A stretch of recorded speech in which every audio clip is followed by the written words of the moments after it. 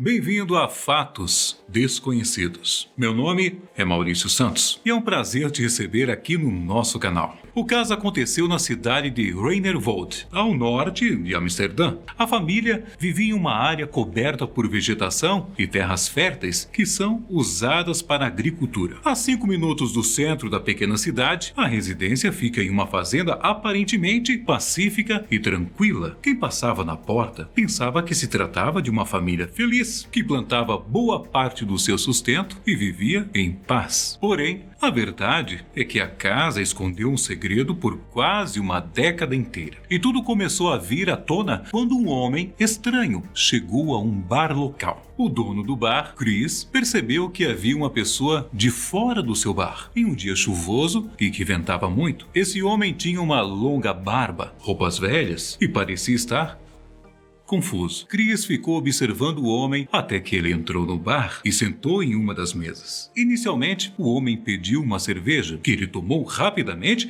assim que a bebida chegou. Depois, ele pediu mais outra e mais outra. Até completar 5 cervejas. Assim que terminou a quinta, ele olhou para o dono do bar e disse que precisava de ajuda. Inicialmente, ele se apresentou como Ian. Isso porque, além dele, o resto de sua família estava vivendo em um cativeiro fazia 9 anos. Mas como isso é possível? Afinal, eles viviam em uma cidade pequena e é quase impossível esconder uma família inteira por tanto tempo. Mas a verdade é que, apesar das pessoas da cidade serem amigáveis, elas também gostam de se manter isoladas. A fazenda onde eles moravam era cercada por árvores e arbustos. E para entrar era necessário passar por uma porteira de ferro. Um vizinho até relatou que uma vez deu uma olhada pela cerca e viu várias câmeras de monitoramento, mas nunca ousou invadir a propriedade. Outro vizinho também relatou ter ido até a propriedade quando a família se mudou para a cidade, mas disse que nunca teve permissão para entrar. Realmente ninguém da cidade nunca tinha feito contato com o pessoal daquela fazenda. Então, os funcionários do bar acreditaram na história contada por Ian. A polícia foi chamada. Ian contou toda a sua história e então começaram as investigações. Ao chegar na fazenda, a polícia encontrou exatamente o que o Ian tinha descrito. Eles estavam vivendo há anos no local, se alimentando do gado e dos vegetais que cultivavam na fazenda. E na verdade, as crianças não eram bem crianças.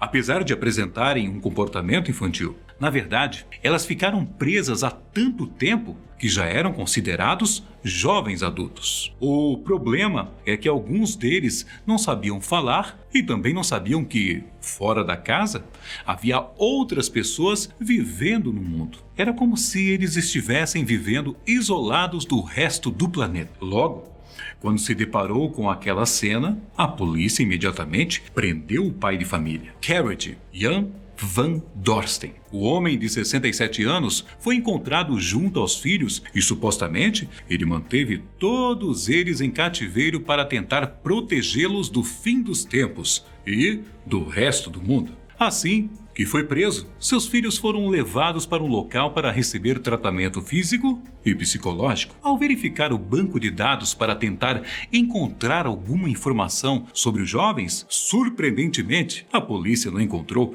nada sobre eles. Porém, o fato ainda está sendo investigado, uma vez que não há nenhuma documentação sobre as crianças que comprova essa afirmação. Ian também contou que ele e sua família estão naquele quarto desde 2010 e que a única razão pela qual ele procurou ajuda foi o fato de não aguentar mais ver sua família vivendo assim. A polícia descobriu que também havia outro homem que frequentava a propriedade na época, Josef Brunner, de 58 anos. É austríaco e alugava um quarto da fazenda acima de onde as crianças eram mantidas. Ele foi preso no local porque se recusou a cooperar com a investigação. Até hoje, nada foi confirmado, mas supostamente ele ajudava Gerrit a manter o cárcere em segredo. Depois que todos esses fatos foram apurados, a polícia precisava dar uma resposta aos moradores da região sobre o que estava acontecendo ali. Afinal, muita gente ficou apavorada quando soube que a família viveu isolada do resto do mundo por 9 anos. anos. Inicialmente, foi dito que havia motivos para acreditar que as 6 pessoas envolvidas podem ter ficado no porão por vontade própria, mas que no fim das investigações, eles dariam uma resposta mais concreta. Foi então que surgiu o boato de que Garrett, o pai, e Brunner, o inquilino, faziam parte de um tipo de seita. Os relatos indicam que eles eram seguidores da Igreja de Unificação. Essa religião, relativamente jovem, foi fundada formalmente